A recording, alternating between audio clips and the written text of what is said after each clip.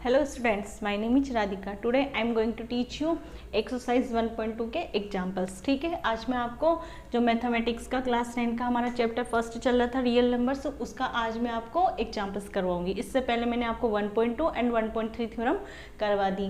1.3 theorem जो थी उसमें हमने प्रूव किया था कि यहाँ पे स्क्वायर रूट 2 जो है वो क्या है, एक इरेशनल नंबर है. आज हम ये करेंगे कि स्क्वायर रूट 3 जो है ये क्या है, irrational number. And example 5, 6 and 7 हम आज ये तीनों एग्जाम्पल प्रूव करेंगे. ठीक है, सो फर्स्ट एग्जाम्पल 5 हमारा prove that root 3 is irrational number. अब जब भी आपको ऐसा इरेशनल नंबर प्रूव करना हो तो आप क्या मान लो, इसका कॉन्ट्राडिक्ट मान लो कि इरेशनल नहीं, ये क्या है, एक रेशनल नंबर है. ठीक है, तो सबसे पहले let us we assume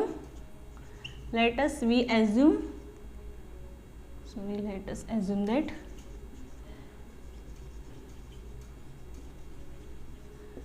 root 3 is rational.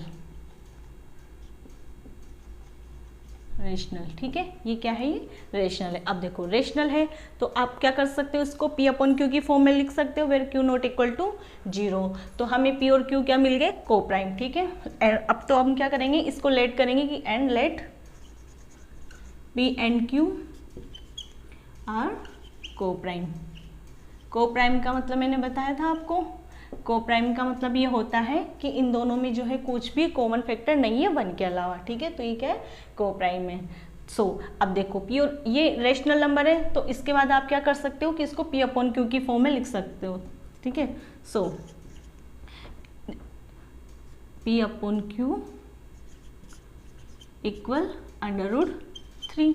ठीक है, ये हमने लिख लिया.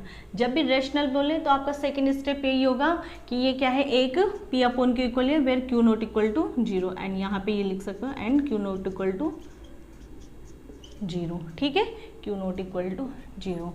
दिस इम्प्लाइज Q को इस तरफ लेके जाओगे 3Q. हमेशा आप स्टेप बाय स्टेप चलोगे तो आपको क्वेश्चन सोल्व करने में, इसको प्रूव करने में बहुत आसानी रहेगी. तो आप सबसे पहले इसको रेशनल प्रूव करो. रेशनल जैसे ही आप रेशनल लिख दिया तो आपके माइंड में आना चाहिए कि अच्छा अगर रेशनल है तो अपन इसको किस फॉर्म में लिख सकते हैं, P अपॉन Q की फॉर्म में and Q not equal to 0. So P and Q are आप क्या मानो सेकेंड में को प्राइम. ठीक है, ये को प्राइम है. तो अब ये अगर रेशनल है तो आप किस फॉर्म में लिख सकते हो, इस वाली फॉर्म में. इसको क्रॉस मल्टीप्लाई कर दिया. अब इसका क्या करोगे, स्क्वायर. तो P square equal to root 3 का स्क्वायर 3 एंड Q स्क्वायर. अब यहाँ से एक चीज़ आपको मैं बताती हूँ. देखो बुक में या किसी में आप ये भी लिख सकते हो कि ये P स्क्वायर जो है डिविजिबल है 3 से, या आप इसको ये भी बोल सकते हो कि P square is multiple of 3. 3 का क्या है, मल्टीपल है. दो तरह से. तो मैं आपको यहाँ पे ये भी और करके ये भी लिखा रही हूँ. ठीक है, P square is divisible by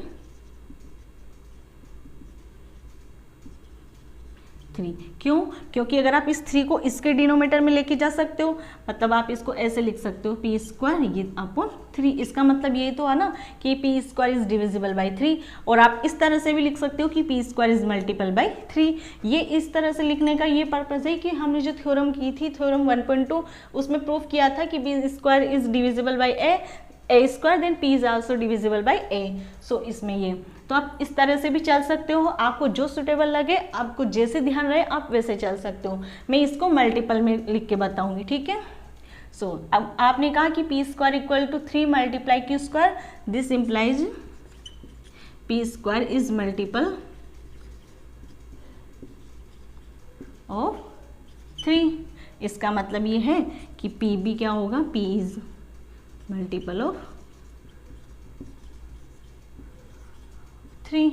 अब आप देखो यहाँ पे बस माइनर सा चेंज, अगर आपको इस तरह से ध्यान देता है तो आप ये लिख सकते हो P square is divisible by 3, multiple of की जगह डिविजिबल बाई 3, एंड यहाँ पे P इज डिविजिबल बाई 3, ये आप लिख सकते हो. ठीक है, अब अगर ये इसका मल्टीपल है तो मल्टीपल का मतलब क्या होता है कि इस P को हम इसके किसी न किसी मल्टीपल और के रूप में लिख सकते हैं. जैसे कि सो लेट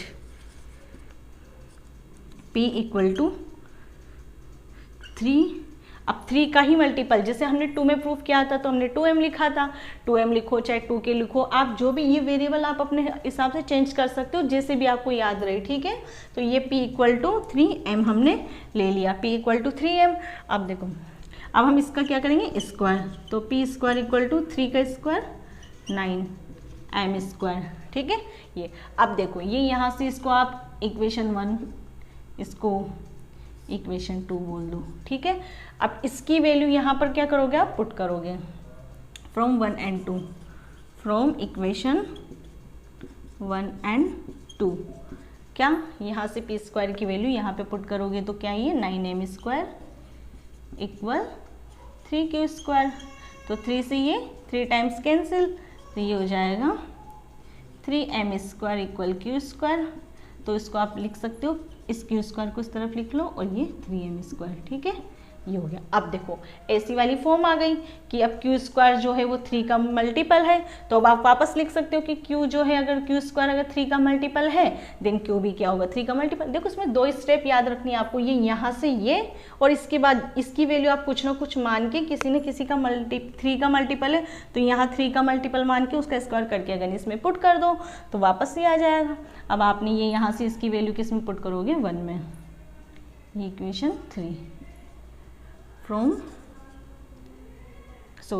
ये यहाँ से तो पुट तो कर ही दी थी अपन ने, ये हो गया। अब यहाँ से देखो, अब यहाँ से सेम ऐसा हो गया, तो अब इसके बाद आप इस स्टेप पे चलोगे कि जैसे यहाँ लिखा था हमने कि p square is multiple of 3, then यहाँ लिखोगे कि q square is multiple of 3, या फिर आप ये भी लिख सकते हो q square is divisible by 3, क्योंकि अगर 3 को इसके डिनोमीटर में लाओगे इसका मतलब ये कि q स्क्वायर जो है वो डिविजिबल बाई है किससे, 3 से डिविजिबल है। तो आप ये लिख सकते हो, हम यहाँ पे ये लिखेंगे q स्क्वायर इज मल्टीपल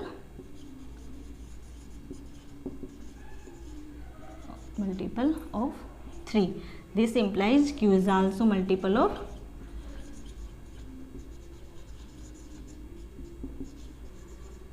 3, ठीक है। अब देखो यहाँ से, अब ये p भी मल्टीपल है 3 का, q भी मल्टीपल है 3 का। अगर कोई एक नंबर है वो अगर इस सेम नंबर का अगर मल्टीपल आ रहा है तो इसका मतलब क्या है कि इन दोनों में कौन सा नंबर कॉमन है, ये वाला है।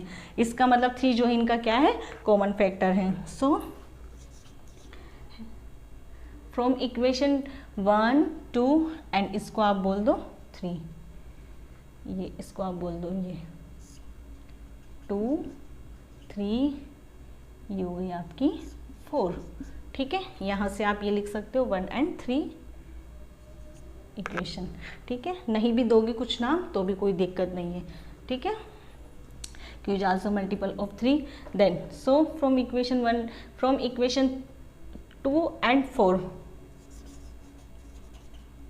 equation 2 and 4 we get, क्या मिला हमें, 3 is common factor, 3 is a common factor। देखो अब अगर ये कॉमन फैक्टर है, ठीक है, 3 इज कॉमन फैक्टर, देन यहाँ से क्या लिख सकते हैं हम, सो अगर ये कॉमन फैक्टर है इसका मतलब ये अगर किसी में कॉमन आ गया तो इसका मतलब वो को प्राइम नहीं रहा, क्योंकि को प्राइम का मतलब तो होता ही है कि इनमें कुछ भी कॉमन नहीं आना चाहिए 1 के अलावा। तो यहाँ पे so p and q are not coprime. देखो अब यहाँ पे क्या आ गया, ये को प्राइम नहीं आया क्योंकि इनमें कॉमन फैक्टर मिल गया आपको 3। तो आप इसके बाद अगर आपने ये देख लिया यहाँ पे कि ये को प्राइम नहीं है लेकिन आपने माना क्या था कि ये को प्राइम है प्योर क्यू, तो आप क्या लिखोगे, विच इज कॉन्ट्राडिक्शन, जो कि क्या है, कॉन्ट्राडिक्शन,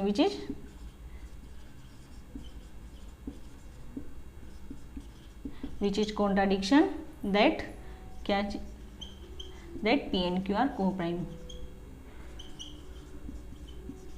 और ऐसा क्यों हुआ, क्योंकि आपका एजम्पशन जो था कि √3 जो है एक रेशनल नंबर है, ये आपका एजम्पशन ही क्या था, रॉन्ग था। सो आवर एजम्पशन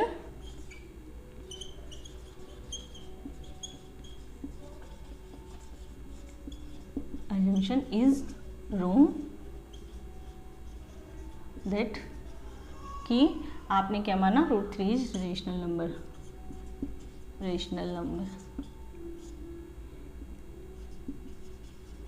ये आपका जो एजम्पशन था ये क्या था, क्या है, रॉन्ग है। सो हैंस, अब तो इसका मतलब ये है कि अब देखो, हैंस √3 इज इरेशनल नंबर, इसका मतलब ये रेशनल नहीं है, ये कौन सा नंबर है, यहाँ पे इज इरेशनल नंबर, इरेशनल। ठीक है, ये आपको क्या करना था, प्रूफ करना था, हैंस प्रूफ। ये हो गया आपका प्रूफ। ठीक है, आई होप आपको समझ में आया होगा। इसको मैं एक बार और बताती हूँ आपको। सबसे पहले आपको कुछ नहीं करना, इसमें ये आपको समझ में आ गया होगा। वैसे अब मैं आपको एग्जांपल 6 और एग्जांपल 7 भी करके बताऊंगी तो आपको और अच्छे से समझ में आ जाएगा। इसमें आपको केवल ये स्टेप्स ध्यान रखनी है। सबसे पहले अगर आपको इरेशनल प्रूफ करना है तो जस्ट उसका अपोजिट मान लो कि रेशनल है। ठीक है, अब अगर रेशनल है तो क्या होता है कि इसको हम पी अपॉन क्यू की फॉर्म में लिख सकते हैं, where Q not equal to 0 and P and Q क्या है, को प्राइम रिलेट कर लेंगे। ठीक है, को प्राइम मीन्स इसमें से कोई कुछ भी फैक्टर जो है हमारा कॉमन नहीं है। तो हम देखो अब डेफिनेशन के अकॉर्डिंग चलेंगे। उसके बाद हमने स्क्वायर किया। ठीक है, स्क्वायर के बाद इसका मतलब P square is multiple of 3। अब आप इसको ये भी लिख सकते हो, अगर आपकी जैसे बुक में देखोगे तो वहाँ पर क्या है, डिविजिबल है, तो आप वो भी लिख सकते हो। अगर ये नहीं लिखना, बस यहाँ पे माइनर सा चेंज करना है आपको और पूरा सेम रहेगा। मल्टीपल की जगह आप मल्टीपल ऑफ की जगह डिविजिबल बाय आ जाएगा। ठीक है, सो आप इसकी वैल्यू इसमें पुट कर दोगे। यहाँ से अगेन देखोगे कि क्यू स्क्वायर भी इसका मल्टीपल है, सो क्यू भी 3 का मल्टीपल। अब अगर दोनों ही सेम के मल्टीपल हो रहे हैं, इसका मतलब ये है कि अगर इनमें कॉमन फैक्टर आ गया, इसमें कॉमन फैक्टर मिल गया, इसका मतलब वो को प्राइम नहीं है। को प्राइम नहीं है इसका मतलब आपने जो माना है वो कॉन्ट्राडिक्ट है। तो अगर ये कॉन्ट्राडिक्शन है सो आपका एज्यूम्पशन इज रॉन्ग, आपका जो हमने जो ये माना था ये गलत है। इसका मतलब ये रेशनल नहीं है, ये क्या है, एक इरेशनल नंबर है। ठीक है, अब मैं एग्जाम्पल 6 करके बताती हूँ आपको।